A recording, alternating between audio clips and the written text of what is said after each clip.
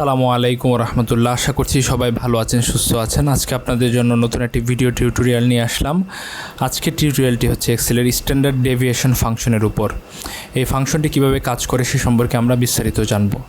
তো standard deviation বলতে আমরা বুঝি যে কোনো একটা ডেটা সেটের যে গড়, সে গড় থেকে প্রত্যেকটা ইন্ডিভিজুয়াল যে ডেটা তার হচ্ছে পার্থক্যটা কেমন। সো সেটাই হচ্ছে স্ট্যান্ডার্ড ডেভিয়েশন। তো আমরা জানি ভ্যারিয়েন্স, যারা স্ট্যাটিস্টিক্যাল এই টার্মগুলো সম্পর্কে জানি তাদের এটা বুঝতে সুবিধা হবে যে ভ্যারিয়েন্সটা হচ্ছে যে তাদের গড় থেকে তাদের প্রত্যেকের পার্থক্যটা কত। সেই ভ্যারিয়েন্সকে যখন রুট ওভার করা হয় বা বর্গমূল করা হয় তখন যেটা বের হয় সেটাকে বলে স্ট্যান্ডার্ড ডেভিয়েশন। তো অর্থাৎ আদর্শ বিচ্যুতি বা আদর্শ পার্থক্য কত। সো এটা হচ্ছে স্ট্যাটিস্টিক্যাল একটা টার্ম। সো এই ফাংশনটা টোটালি স্ট্যাটিস্টিক্যাল বিভিন্ন অ্যানালাইসিস বা ডেটা অ্যানালাইসিস করতে গিয়ে এই ফাংশনটা ইউজ করা হয়। তো এই ফাংশনের ইন ডিটেলস আলোচনায় যাচ্ছি না, জাস্ট ফাংশনটা কীভাবে কাজ করে যারা এই সম্পর্কে জানেন তারা এই জিনিসটা সম্পর্কে বুঝতে পারবেন যে এই ফাংশনটা আসলে কীভাবে কাজ করে সে সম্পর্কে আমরা জানব। তো যদি দেখি স্ট্যান্ডার্ড ডেভিয়েশন মানে কি আগে দেখি। হ্যাঁ, STDEV ফাংশনটা কীভাবে আসছে আমরা জানি হচ্ছে স্ট্যান্ডার্ড ডেভিয়েশন যদি লিখি আমরা স্ট্যান্ডার্ড ডেভিয়েশন, যে এই যে কথাটা আছে স্ট্যান্ডার্ড ডেভিয়েশন। সো এখানে যদি আমরা দেখি ফাংশনটা কি STDEV.S, এটা কীভাবে আসছে দেখেন। স্ট্যান্ডার্ড থেকে ST আনছে, ST শুধু আনছে, আর ডেভিয়েশন থেকে DEV ডেভ নিয়ে আসছে, তারপর ডট দিছে আবার S দিছে। এটার মানে হচ্ছে স্যাম্পল, অর্থাৎ স্যাম্পলের স্ট্যান্ডার্ড ডেভিয়েশন বের করার জন্য STDEV.S ফাংশনটা ইউজ করা হয়। তো এটা কেমন, আমি ধরেন কোনো একটা এলাকার যে তাদের হচ্ছে ডেইলি এক্সপেন্ডিচার জানতে চাই, যে পার ডে তারা আসলে কেমন পরিমাণ ব্যয় করে তাদের কেনাকাটায়, তো এটা আমি বের করতে চাই। তো একটা এলাকার আসলে সবার তথ্য তো আমার নেওয়া দরকার নাই, আমি এখান থেকে ক্যাটাগরি ওয়াইজ যদি আমি কিছু মানুষের তথ্য নেই তাহলে যেন আমি তাদের প্রতিনিধিত্ব করে এরকম কিছু তথ্য যদি আমি নেই তাহলে কিন্তু আমি কি করতে পারবো, তাহলে আমি একটা সিদ্ধান্ত উপনীত হতে পারবো। তো ওই জায়গা থেকে যেটা বের করা হয় প্রথম হচ্ছে স্যাম্পল নেওয়া হয়।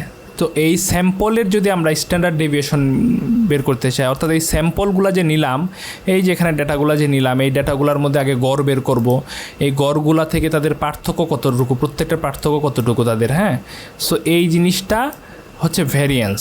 এই ভ্যারিয়েন্সকে যখন রুট ওভার করা হবে, অর্থাৎ স্ট্যান্ডার্ড মানে নিয়ে আসার জন্য রুট ওভার বা বর্গমূল করা হয়, তো তখন সেটাকে বলে স্ট্যান্ডার্ড ডেভিয়েশন। তো যখন এটা স্যাম্পলের করব তখন স্ট্যান্ডার্ড ডেভিয়েশন স্যাম্পল, যখন এটা পপুলেশন করব, পপুলেশন মানে সব জনগোষ্ঠীর, ধরেন একটা এলাকায় 500 মানুষ আছে বা 5 লাখ মানুষ আছে, 5 লাখের যখন সবগুলো নেওয়া হবে তখন সেটা স্ট্যান্ডার্ড ডেভিয়েশন পপুলেশন। সো যখন আমি স্ট্যান্ডার্ড ডেভিয়েশন স্যাম্পলের করব তখন আমরা এইভাবে ফাংশনটা লিখব। প্রথম কি লিখতে হয়, STDEV.S মানে স্ট্যান্ডার্ড ডেভিয়েশন স্যাম্পল, তারপর ফার্স্ট ব্র্যাকেট, দেখেন এখানে ডট দিছে কিন্তু, তারপর ফার্স্ট ব্র্যাকেট নাম্বার 1 কমা নাম্বার 2, দেখেন নাম্বার 2টা কিসের মধ্যে দিছে, সেকেন্ড ব্র্যাকেটের মধ্যে।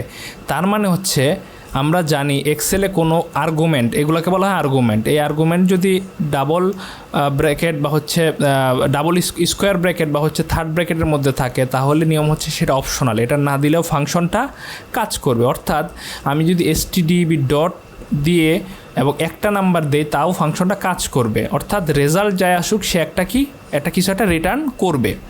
কিন্তু আমরা জানি একটা দিয়ে তো আসলে স্ট্যান্ডার্ড ডেভিয়েশন তৈরি হয় না, মিনিমাম 2-3টা বা 5টা 10টা তথ্য আমাদের ধর একের অধিক আমাদের ডেটা লাগে। সো আমরা একের অধিক ডেটা ইউজ করব, কিন্তু একটা দিয়েও ফাংশনটা কাজ করবে, সেটা রেজাল্ট কী আসুক সেটা ফ্যাক্ট না, ফাংশনটা কাজ করবে, এটার মানে হচ্ছে এটাই।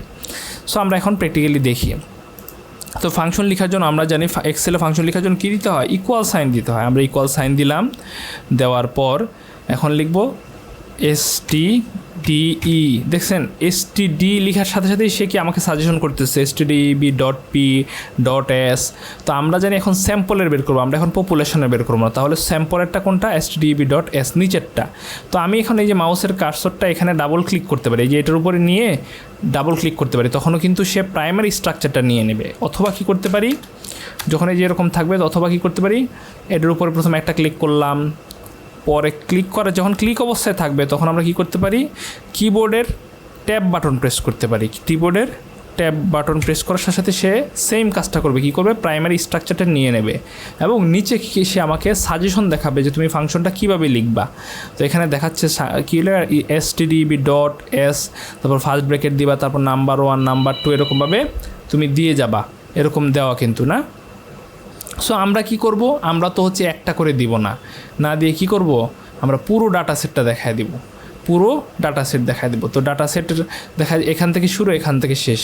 তো এটা দেখানোর নিয়ম কি, আমরা রেঞ্জ দিয়ে দেখাইতে পারি। তো রেঞ্জ দেখানোর নিয়ম কি, প্রথমটা দিতে হয়, তারপর কি দিতে হয়, কোলন সাইন দিতে হয়। কোলন সাইন দিলাম, দেখেন দেওয়ার সাথে সাথে সে আবার C3 নিয়ে নিছে না, কোনো সমস্যা নেই। এটার মানে বোঝাচ্ছে যে সে ধরে নিছে C3 থেকে C3 মানে 800 থেকে শুরু হয়ে 800 শেষ হয়ে যাবে, কিন্তু আমরা চাচ্ছি যে কী যায় না 1000-এ শেষ হবে। তাহলে জাস্ট এই 1000-এ যে ঘরের উপরে জাস্ট একটা ক্লিক করলে অটোমেটিক শেষের C3টাকে কেটে নিয়ে এটার যে সেল নাম্বার এটা সে নিয়ে নেবে। দেখেন এখানে ক্লিক করার সাথে সেল নাম্বারটা কি নিয়ে নিল। সো দেখেন এখন C3 থেকে শুরু হয়ে C12 পর্যন্ত যত ডেটা আছে সব ডেটাগুলো নিয়ে সে কী করবে, স্ট্যান্ডার্ড ডেভিয়েশন S বানাবে, অর্থাৎ স্যাম্পলের স্ট্যান্ডার্ড ডেভিয়েশন বের করবে। তারপর কি বলছে যে ডেটা দেওয়ার পর তুমি এটা ফার্স্ট ব্র্যাকেট দিয়ে ক্লোজ করে দাও। তো ব্র্যাকেট দিলাম, দিয়ে যদি এখন এন্টার চাপি, দেখেন সে আমাকে রিটার্ন করছে কত, 190.6859। এটাই হচ্ছে কি, এই যে ডেটা সেটগুলো, এই ডেটা সেটগুলার স্ট্যান্ডার্ড ডেভিয়েশন। সো এভাবে কিন্তু আমরা স্ট্যান্ডার্ড ডেভিয়েশন বের করতে পারি। তো তারপর এখন আবার আরেকটাভাবে দেখি, আমরা আবার ইকুয়াল দিলাম STDEV লেখার সাথে চলে আসলো। এখন আর আমরা ডাবল ক্লিক করবো এখানে, হ্যাঁ এখানে হচ্ছে আমরা ডাবল ক্লিক করলাম। তো বলছে নাম্বার 1 নাম্বার 2 দাও। সো নাম্বার 1 নাম্বার 2 দেবো। এখন আমরা নাম্বার কি রেঞ্জ দেখায় দেবো। আমরা এবার ম্যানুয়ালি না লিখে মাউসের কার্সরটা এখানে যখন আসবে তখন মাউসের লেফট বাটন প্রেস করে ধরে নিচে নিয়ে যাব। দেখেন ধরে কিন্তু আমি ছাই নাই, নিচে নিয়ে যাব, শেষ অটোমেটিক সিলেক্ট করে নিচ্ছে। নেওয়ার পর এখন ব্র্যাকেট ক্লোজ করব, এন্টার চাপো। তা আমি কিন্তু কি পেয়ে গেলাম হচ্ছে এই ডাটা সেটগুলো স্ট্যান্ডার্ড ডেভিয়েশন স্যাম্পলের, এই স্যাম্পলগুলার স্ট্যান্ডার্ড ডেভিয়েশন পেয়ে গেলাম কত, 190.685 6858965। সো এভাবেই কিন্তু স্ট্যান্ডার্ড ডেভিয়েশন স্যাম্পল ফাংশনটা কাজ করে। এভাবে কিন্তু আপনি আপনার যে স্যাম্পল স্ট্যান্ডার্ড ডেভিয়েশন যদি বের করতে চান এভাবেই বের করতে পারেন। তো আশা করছি ফাংশনটি আপনারা বুঝতে পেরেছেন। নতুন কোনো টিউটোরিয়ালে নতুন কোনো ফাংশন নিয়ে আলোচনা হবে। সে পর্যন্ত ভালো থাকবেন, সুস্থ থাকবেন। আসসালামু আলাইকুম ওয়া রাহমাতুল্লাহ।